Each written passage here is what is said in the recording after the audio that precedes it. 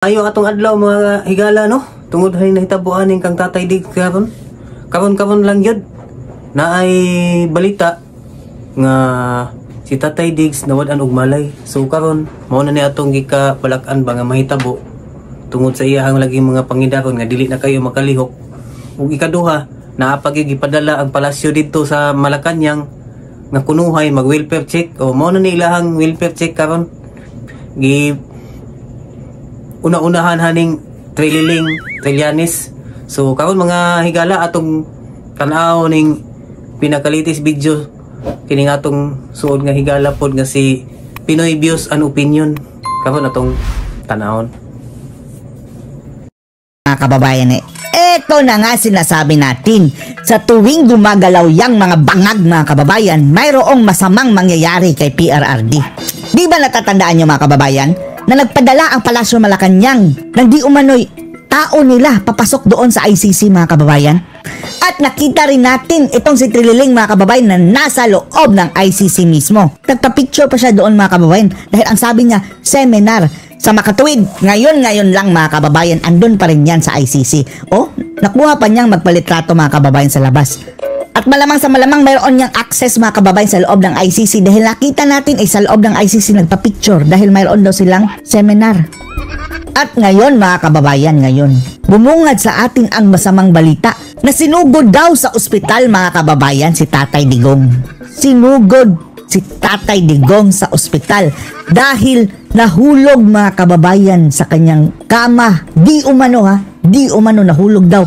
Nabagok ang ulo. Tapos ngayon mga kababayan, ina-assess si Tatay Digong mga kababayan sa possible cranial and brain injury.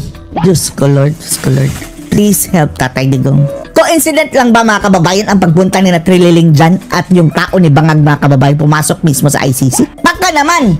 Di ba sinabi ni VP Sara mga kababayan na parang sinasadya daw talaga nila patayin si Tatay Digong dyan sa loob? Yan ang tila punto ni VP Sara. Eto na ba pinadala mga kababayan? Diyos ko Lord.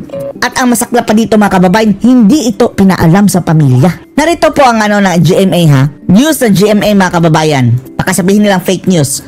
Galing yan sa GMA. Statement ni Nicholas Kaufman na may 2 beses daw mga kababayan na nahulog si Tatay Digong habang natutulog sa kanyang cell. At bilang resulta daw ng insidenteng ito, nawalan siya ng malay. Sinugod sa ospital mga kababayan where he was assessed for cranial and brain injury. None of this was reported either to the defense team or the family in real time. Diyos ko Lord. Hindi pa ni-report mga kababayan sa kanyang abogado at sa kanyang pamilya. Ha? At ang tanong, baka mayroong naghulog kay Tatay Digong doon. Sadyang tinulak siya habang natutulog mga kababayan. Ewan na natin kung sinong mga animal. Kaya nananawagan mga kababayan na bigyan na ng interim release itong si Tatay Digong. Paano kung magkaroon siya ng cranial and brain injury mga kababayan? Delikado. Sa ngalan na naging unconscious yung tao mga kababayan, nawalan ng malay. Panoorin niyo po itong sabi ni Roque mga kababayan ha.